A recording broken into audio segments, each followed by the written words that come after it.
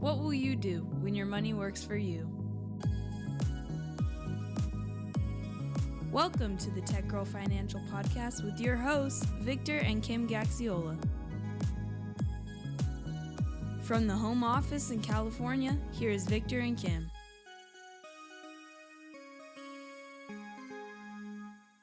Welcome back to the Tech Girl Financial Podcast, and here we are, Season 6, with a whole flurry of outstanding shows, and today should be a very special episode. Kim, you want to tell us why? Yes. So today, Victor and I want to welcome Neil Nakagawa into our studio. Yeah, we're at the Tech Girl Financial Studio. Welcome, Neil. Thank you, Victor. Thank you, Kim. Yes. Pleasure being here. And Neil is from the Pacific Financial Group. And the reason that we got to know Neil was through the SDBA 401k program. And Neil, perhaps you can explain what all those letters mean. Of course, Kim. One of my least favorite facets of our industry is the enormous amount of jargon that goes on. And you hit on one of those acronyms, SDBA. It stands for Self-Directed Brokerage Account, an option or an enhancement, if you will, that exists inside of roughly half of all employer-sponsored retirement plans. In other words, 401ks, 403bs, 401as, or 457s if you happen to work in the public sector. That's great explanation of an SDBA, Neil. So why don't we take it a step back and just introduce you and your background in the financial services sector. For sure. Thanks, Kim. Born and raised in San Francisco, so I am a local individual. Been in financial services for, 25 years now. Started my career at Morgan Stanley back in the mid-90s and have been with the Pacific Financial Group now for about 8 years. And my role is the Vice President of Sales for Northern California and the rest of the Pacific Northwest. So were you in San Francisco when you started out in the industry? No, actually, I graduated from Sacramento State. So my first opportunity was as an investment stockbroker with Morgan Stanley in Sacramento. Okay. I was just curious because I started in San Francisco and I started on the 401k side of the industry before I made it into the retail financial services and brokerage side of the business. Oh, no kidding. Yes. So we're speaking about a topic that I really like because it's like where I got my, my training wheels in investments. Well, San Francisco definitely is the financial center of the West. So even though I reside and have always been employed in Sacramento, I've spent a fair amount of time in San Francisco training and working with some of the larger firms in town. Yeah. And what we were talking about, obviously, is the 401k space for many people, 401k, 403b, basically retirement plans that are typically provided by the employee's employer. And it's usually with different custodians. So obviously not something that's new or people wouldn't be unfamiliar with these retirement programs. But what we have discussed quite often on this show is just how much for those that are accumulating that nest egg, what a large piece of that nest egg it is, in the accumulation phase of developing. And for many people, especially young people, it is their first real retirement account. Mm-hmm. Yeah, it's funny. My father worked for the state of California for 35 years, and he never could understand why I didn't go work in the public sector because he had that one thing called a pension.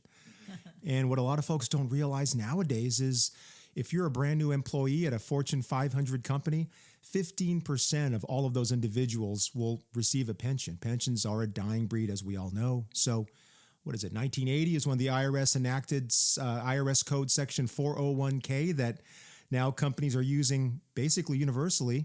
We're reliant upon ourselves now to save for our golden years through 401ks. Yeah. And so with that, in kind of exploring this space of the self-directed brokerage account, what were some of the origins that led to the development of this to provide employees a different option other than the options that were being made available through their current custodian? Yeah, great question, Victor. I feel like I left everybody hanging by explaining what an SDBA is, and I didn't go any further to define how it actually works and what it's for. It was back in 1995, I believe, the mid-90s, that State Street Bank, one of the largest asset management firms in the world, created the very first self-directed brokerage account. And for those of you that were aware of the market, maybe in the industry, maybe you were an investor at the time, that was the time of the dot-com boom, right? And everybody wanted to get started with internet stocks and tech stocks. And that's the reason why State Street Bank created a self-directed brokerage account for their own employees inside of their 401k.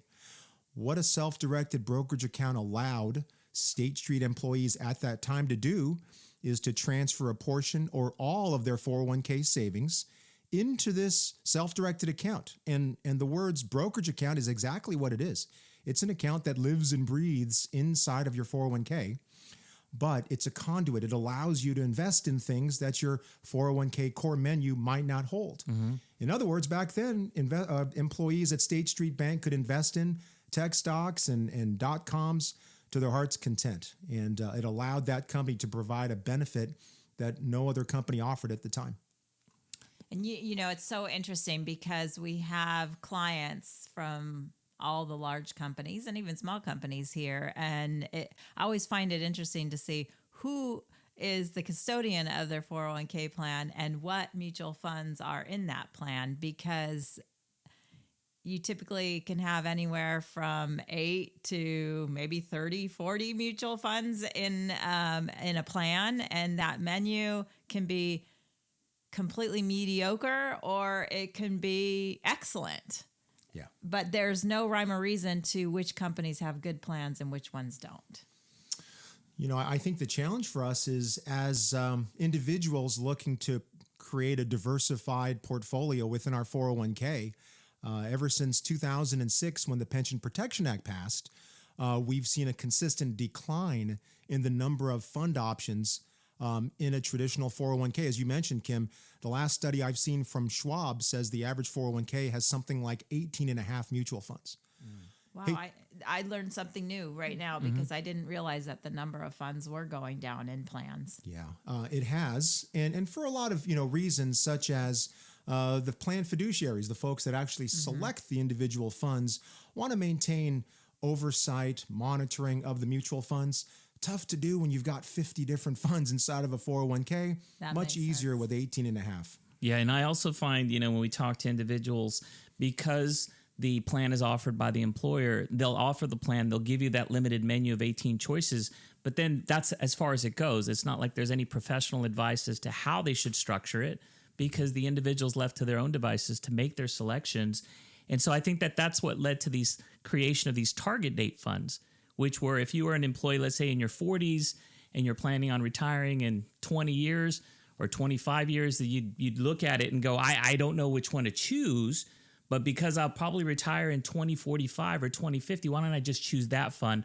Let them make all the decisions. Yeah. I always say, when I compare things to my health benefits through my employer, the last thing I want to do is choose a one-size-fits-all health strategy. I go see my doctor once a year, and hopefully it's good news. Sometimes it's not so great news, but they take a snapshot of my health, and we go from there. And every single year, that's what we do. We kind of re-up exactly where I am health-wise. And when you look at a traditional 401k, target date funds are one-size-fits-all solutions. Let's call them what they are. They're certainly better than sitting in cash. But at the end of the day, no two people that are the same age will have the same amount of money saved at this point for retirement, nor will the same two people have the same goals, wants, and needs during retirement, the same lifestyle goals during retirement. So, the target date funds, although they're very prevalent, certainly are a one-size-fits-all solution that I think falls short in the saving needs for most individuals. Yeah, I have mixed emotions about target date funds as well. I think, going back to our parents' days when they worked for companies or in the public sector, there were pensions, and we don't have those anymore. And the burden of responsibility went from the company to the participant, the employee. And that was phenomenal for corporations because now they didn't have to have the responsibility and the liability of paying that pension through life.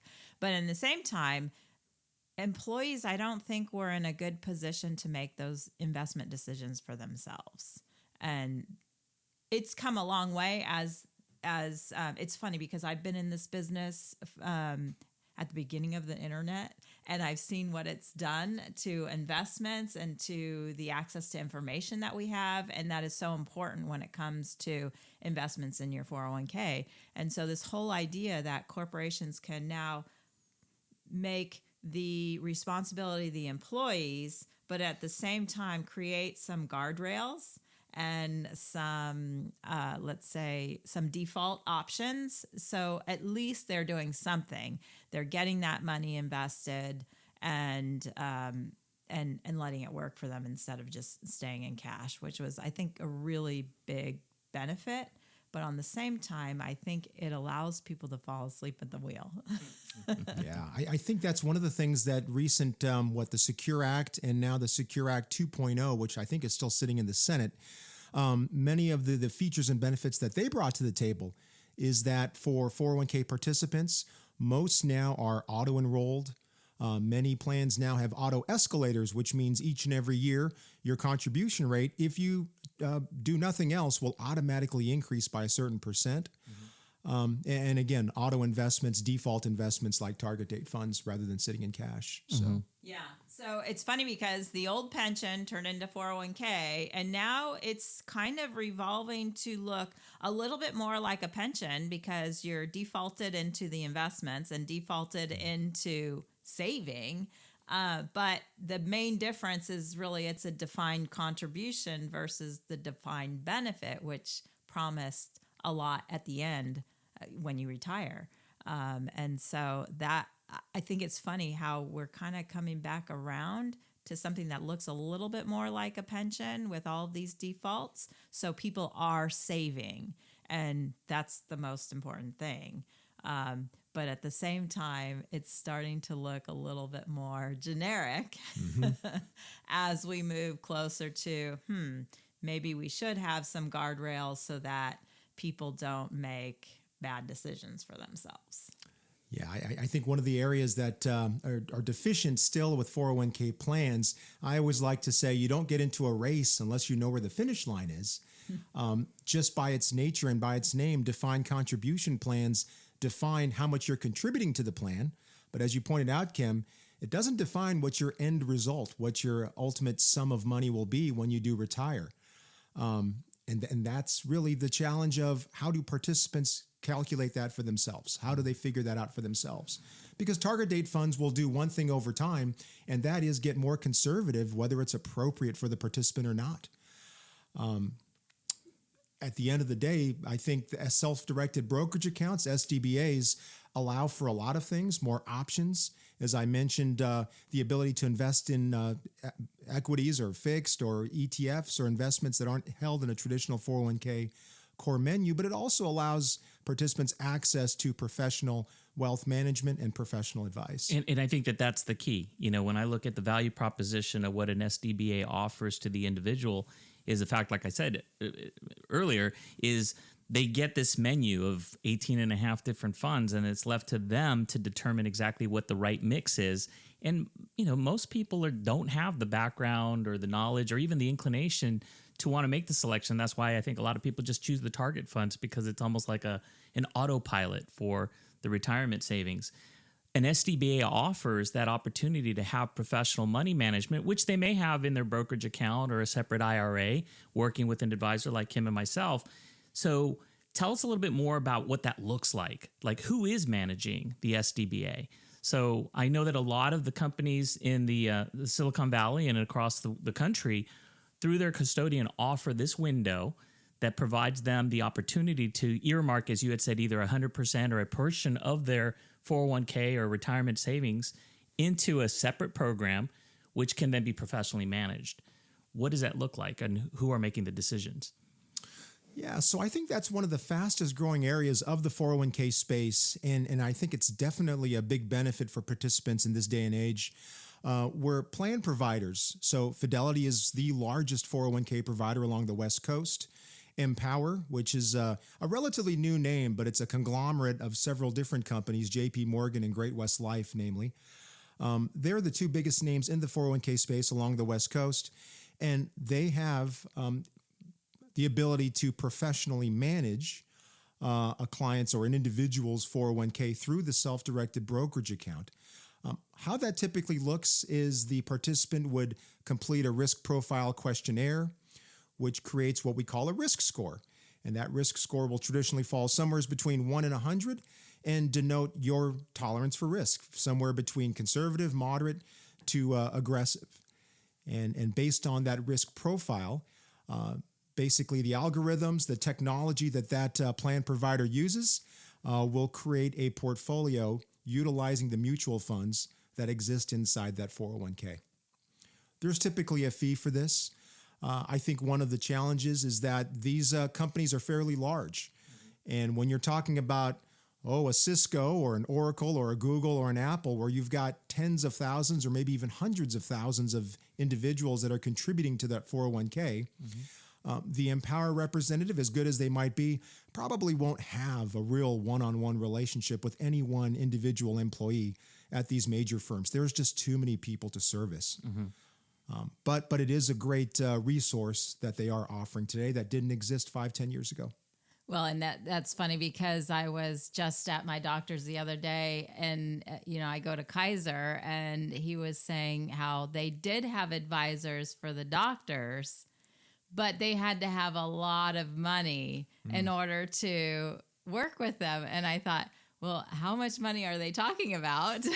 Because this doctor didn't seem to think he could cut it with the minimum asset size for them to work with him. So I just think it's funny, and I know a lot of plans are like that. Really, is to say that they're only going to work with the top, the high net worth.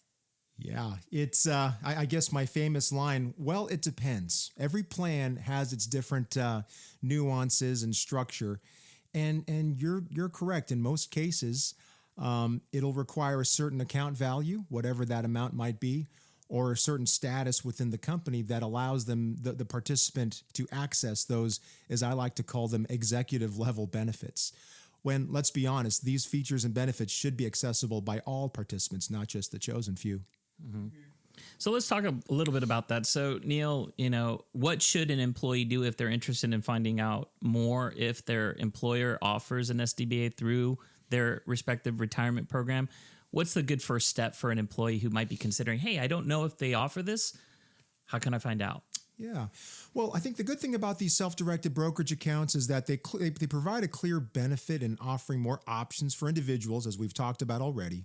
And the trend over the last 25 years has been an increase, not a decrease, in this option being offered within that retirement plan.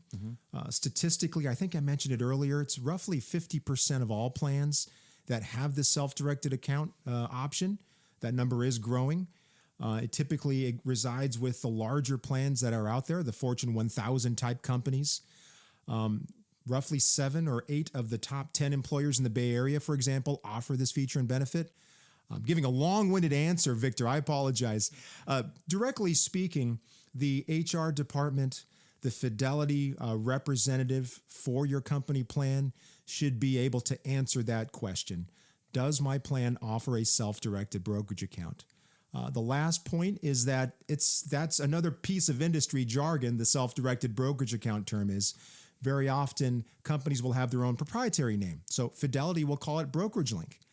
And any individual can hop on their Fidelity 401k website to look at their account value, and they'll probably see the moniker or the icon for Brokerage Link. And if it does, that means that they have the ability to access a self-directed brokerage account. Yeah, and Neil has provided us with a list. It's a long list, and it's not just limited to California. It's the entire country of companies that do offer a self-directed brokerage account, and we can see whether or not the custodian is offering it. So if you're curious, you can also just reach out to us. We'd be more than happy to look into it. And if we don't have the answer, we can always follow up with Neil and we'll figure it out. That's correct. It's a good portion of what I do, Victor. So for sure, I think nationwide there's about 150,000 plans that offer this option. So chances are good. The folks that listen to your podcast, many of which are going to have this option built in. Great. And for those of you who are thinking, maybe I should take another look at my 401k plan because it hasn't been doing well during this 2022 challenging time in the market. We were so used to everything going up, and now things have pulled back a lot. And I encourage you, if you haven't thought about what's the next step with your 401k plan and the investments, to seek out help. Because, a lot of those target date funds will get more and more conservative, and bonds have been hit really hard. And, we're not certain when that's going to change, but with bonds pulling back and stocks pulling back, if you're close to retirement, those target date funds are getting very conservative, and you may miss the rebound in stocks because your fund is now not 50% stocks, but 40 or 30 because you're so close to retirement. And that's really the key.